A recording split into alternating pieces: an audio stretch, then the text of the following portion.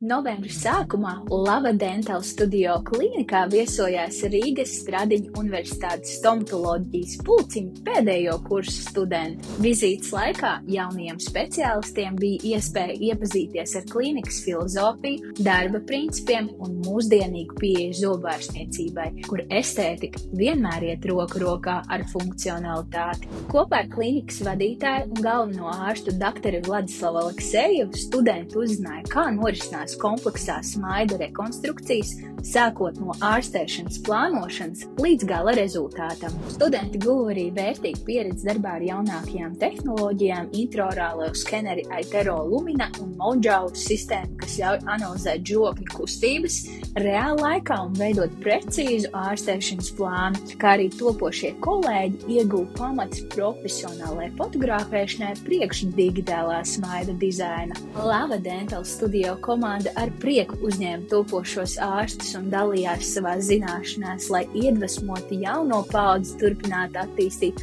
augstus profesionālos standartus un cilvēku centrētu pieeju zobārstniecībā.